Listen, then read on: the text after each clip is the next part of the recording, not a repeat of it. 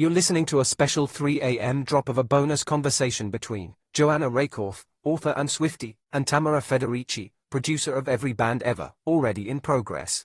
She writes how you feel, not how you want to appear saying something. You know what I mean? It's like the Yes. stupid things that you feel and all of the complex ways that works about like, I wish I wasn't like this, but I'm having all these crazy feelings and I feel really nervous and sad and scared and this boy doesn't like me. And, you know, if you're telling people you're going to make it in a cooler way, or if you're making a song about it, you're going to do it in like, you know, most dudes especially, it's going to be a thing where they're in control and they are being too cool for school and, you know, whatever, and they're rocking out. And hers was, she's so hard on her sleeve that uh, that's new, and it's not like the 1950s type of, you know, courtship love of like, you know, doo-wop or something like that. It's in this way that feels like, ugh, fifth grade diary, this hurts, you know. It's true. It's like there's a quality, a kind of open wound quality that I think almost anyone can relate to. Do you think that she is like an actual genius? Like, I mean, is there anyone who produces as many songs as she does, as rapidly as she does? I mean, Beyonce, Do you think though? maybe Beyonce doesn't seem Springsteen in the as 70s, prolific. you know. Oh yeah, Bruce Springsteen. That's right. Right. So when he was so young, they were, you know, he was crafting the whole narrative about New Jersey and him and, you know, romanticism and sexy bikes and stuff like that. Ripped jeans. Yeah. Ripped jeans, putting his butt on the cover, you know. So, Exactly. That's like an iconic image from our childhood. right, a butt and a hat. That's it. You don't need a lot of, there's not a lot of art design in a butt and a hat. And that's all you need. But also, yeah. So I don't know. Those are the most prolific, I feel like. I'm trying to think of somebody from like the 60s who was around forever. I mean, maybe Billy Joel. Bill Joel, sorry. He likes Bill. Yeah. The only person that I could think, I forgot about Bruce Springsteen. I don't know how that's possible, especially considering my mother-in-law went to high school with him. Wow. In New Jersey. Yes, that's real. But or supposedly she did. They didn't know each other. They went to the same high school. It's unclear. Anyway, but the only other person I could think of was actually Elvis Costello, who I'm also That's a a great super fan of. Like I was one of those kids who the first thing I put up in my dorm room when I got to college was like an oversized Trust poster that the guy at my local record shop had given me. He was like, we're going to throw this out. Do you want it? And I was like, yes, I do. I want it. And so I don't know if maybe I have some kind of obsession with really prolific artists who write tortured but upbeat pop songs. Yeah, I was going to say that Elvis Costello has that amazing song.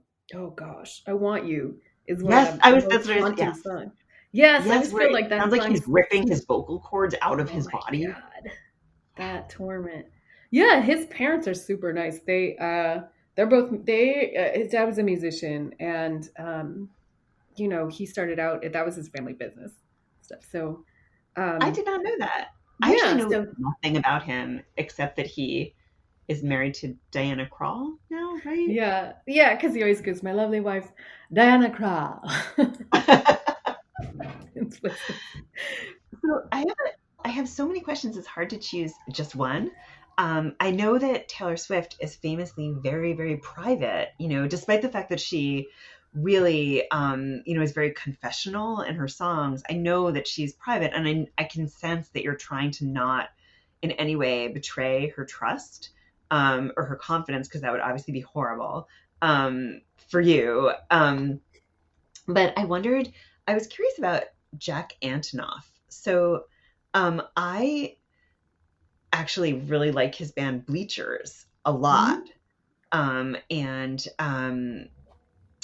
yeah, like his duet with Lorde, Don't Take the Money, is a favorite song of mine. And I was curious, like, I know, you know, that you know a lot about him and have worked with him. And I was curious, like, what his influence was on Taylor Swift. Or maybe I can call her Taylor since I'm talking You to you. can. What is she goes?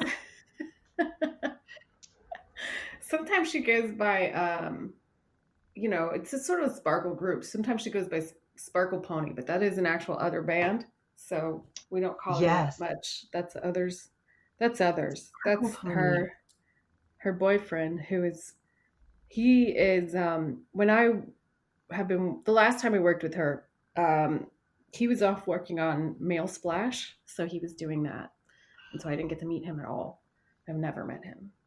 But Jack Antonoff is, he's just always been with her. He's really easy because he, in addition to being Lena Dunham's ex that he benefited from in the public eye, and then became a producer in his own right, he is really easy to trust. So I think that's why all these performers of the same age, and even Bruce Springsteen, who did a duet with him, I think that's why they like working with him, because I think he is a different breed. Besides me, of being in the studio with somebody who's not, overbearing. Also, we're coming out of the people who are like abusive in the studio to like female performers. Right. Yes. And you can't, he just seems like he is a different type of producer and very inclusive, and he can get the best out of people because of who he, I think he just wants people to do the best work, and he's also encouraging. Yeah. Let me try to think of one story about him. Is that I think one time Taylor, I guess this is 1989. I think it's 1989. She was a little bit down about how recording was going, and of course was sensitive to criticism. And he brought in a whole bunch of baby deer, and he just let her feed it. Whoa. Yeah, so she just she opened her hand and like fed them, and then he said, "Okay, well now let's try that take again." And Oh my God. and they got it right. And then the same thing. I think it wasn't Blank Space. It was what was the one on 1989? Oh no, it was Lover. The Lover album was he knew that trick worked. So what he got was he actually flew in individually 100 different rabbits, different kinds, big ones, small ones, floppy-eared ones, right? So when she came into the room, it was a piano, and it was just sick with rabbits. So she had to push those rabbits off of the piano, and then she sat down and wrote Lover, which is really different than a lot of the songs on that album. But it was because of the furry rabbits and the two-finger rabbit pet. I don't know if you know what that is. You can touch the rabbits, but very gently. So you just kind of appreciate them. Yeah. So that was what happened with that. Was we just filled the room with animals, and then I assume he took those back. I don't. Maybe they're still there. Maybe they probably died. That's a lot of rabbit poop. It's a lot of rabbits. I mean, I would suggest it. Rabbit. You did. Yeah, a lot of chewing through cords as well. But yeah, there was only one take on that album, and that's why. I mean, of that song, and that's why. Because oh my God, wow, yeah, somewhere that's in the amps. I didn't know that she loved animals, but it makes sense. Yeah. He built her a big a log cabin for Bad Blood, because she needed the inner rage and the alone time. And so she just went online and looked at comments in that log cabin, and then she was ready, right? Yeah, so he kind of goes all out for that, and yeah, I'll just kind of oversee some of that, and then I just let him do what he does, because he's good at it. He is. His arrangements are incredible. Yeah, and he has a really distinctive sound, I think. Like he gets this kind of, the artists he worked with, so many of whom are women, he gets them to sort of have a sort of urgency to their songs. No matter if they're sort of like more angry or more sweet or more happy, there's an urgency to them. That's what I've noticed about his work. And why I was so curious, like, you can kind of tell a Jack Antonoff album. So I was curious, does Taylor Swift eat food, or does she just subsist on like pixie dust? Both. She will mix the pixie dust in with blended food, and she'll eat that. And then she also has a person whose job is just to press the food or to squish it down. So she can, it's a little easier if it's sort of like pre-mashed. And so she'll do that. It's a sort of grapes. She can do that with a chicken. There's somebody who just mashes a chicken by hand, which is, Oh, yeah. So when you get to a certain level as an artist, they just, I think the Grammys sort of give you one for the first year if you win a Grammy, and then beyond that, you're on your own to find your own chicken presser. But people do it, I mean, especially in LA. that makes sense. Because I mean, yeah, she's so prolific. It seems like she doesn't have time to eat, and that's why she needs just like someone to just hand her a smoothie. Right, Right? exactly. Does that And she's happen just when like, you're writing? Do you have a person like that? I don't, but I wish I did, because I am kind of that same personality type, in which I will get just very involved, especially when it's a book, when it's a long project or a screenplay or whatever, and I will just work without stopping, and I'll barely register that I'm starving, but I just don't want to stop for more than a second. So I wish I had someone to just press a chicken for me and be like, here, just put this in your mouth. I have a number of a sandwich man that I will give you after the podcast. Oh, that would be great. That would He be will stand by the amazing. door and just hand you a sandwich, and people swear by this guy. Thank He's you. great. Yeah, I wish there were a service for, creatives or what have you. I mean, I guess maybe if I win a National Book Award or something, my equivalent of a Grammy, I'll get my own chicken presser Yeah, for a year. they should start that. I mean, you need to eat Yeah, something more than it's just true. a basket by the door, too. No, none of that Hedgebrook stuff. You need your own. You got to have a sandwich man. It's a life changer. My other Taylor question is, I wondered, her songs to me have an unusually literary quality. There are allusions to literature. I mean, the probably most famous one would be like in Love Story when she's like, because you were Romeo, I was the Scarlet Letter. Doesn't totally make sense, but that's okay. She's so much But smaller than him physically. They exactly. can't have, nobody can have sex with an A. This doesn't match up. It feels really hard. Yeah. Where does Yes. that go? Or I was Is it thinking like A? character book. Like they're not, like in terms of SAT questions, they're not analogous. They're two different things. But I actually love that line, and I get what she's going for. Like she's sort of saying, I was a person who was defined by scandal and kind of scorned by my family and my community.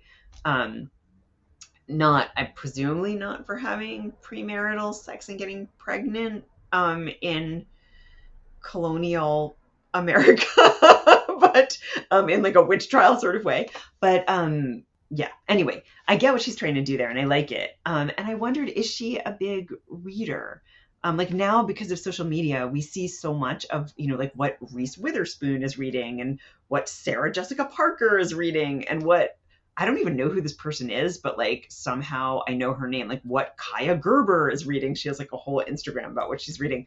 But I wondered, like Taylor Swift, I've always wondered, is she someone who reads a lot? She does read a lot, and in fact, we did have a line in Love Story, and it said it's not analogous. So she actually knew that it wasn't like, she already knew, but it was sort of in the middle of it. It was sort of like, do we need to step back and explain it, or are we just going to go forward? And it was just, we felt like we should move on from that. But she knows when that happens. So she's a really great reader.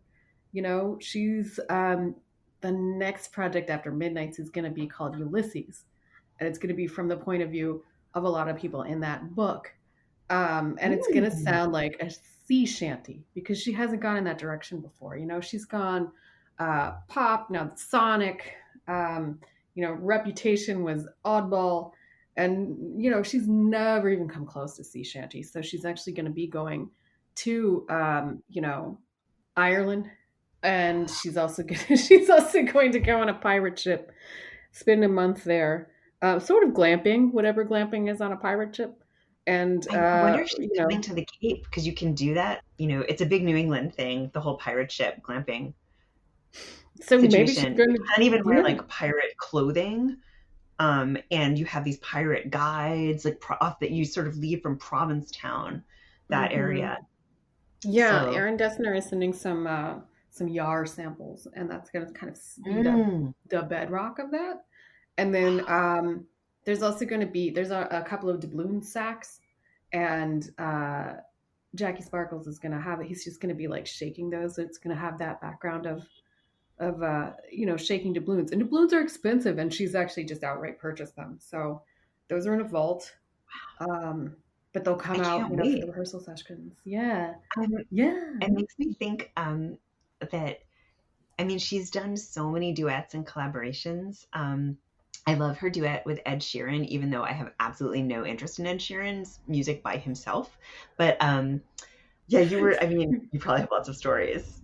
He's Um, a different guy. He's kind of you see what you see is what you get type of guy. Like, really? He's just yeah, like, doo doo doo.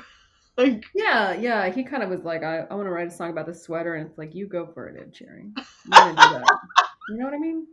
That's gonna happen, right? My sweater reminds me of you. But then Taylor Swift also wrote a song about a sweater, and that works out for her. So, you she know. did, but her song was kind of, profound and wonderful. I have one question for you, and it's 12:25. But have you heard the new album? Yes, I have. So, my husband popped in and I said, he loves Taylor Swift. And he was like, I like Taylor Swift. And, Yes, that's and I feel cute. like I should explain that he is a composer of classical music. And so I feel like maybe he has to say, I only like Taylor Swift. But he actually, it came out at midnight, and the next morning, at about 7 a.m., we woke up, and while I was drinking coffee, he put it on our very elaborate stereo system. Oh And so wow. I've actually only listened to it a few times, Okay. but I think it's great. I really like it. Um, I know some people are saying that they like the second half of the album better than the first half, but I think it starts off like really strong. I love the first song on it.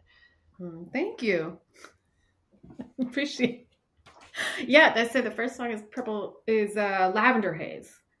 Um, but yeah, I don't know what. I guess yeah. What was your favorite song on it? I'm just looking at the song list. Oh well, you're looking at the song list. I can tell you that we did. I do have some lyrics that we didn't put in this album, so they're just. Here's one that did not make it. Pink eye, red dress. Can you guess what happened?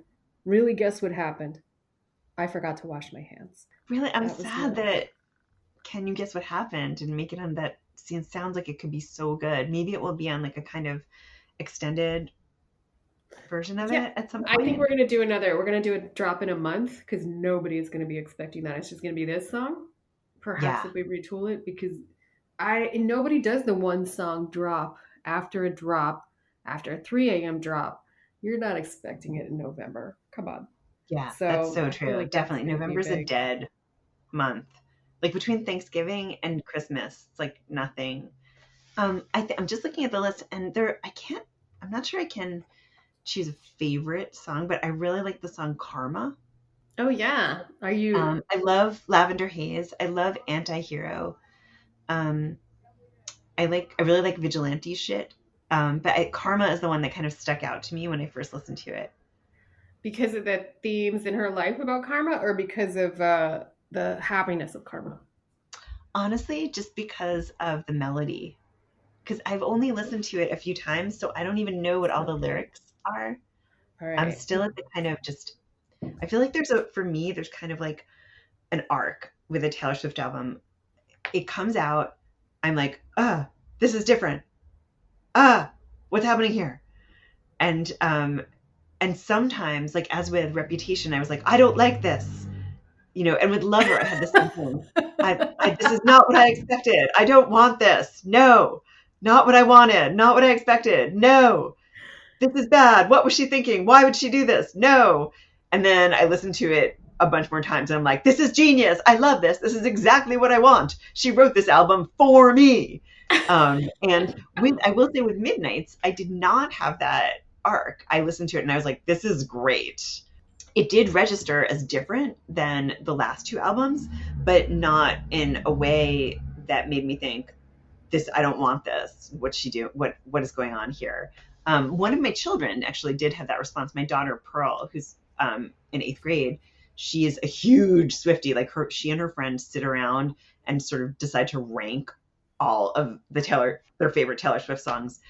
She did not like it, but now she does.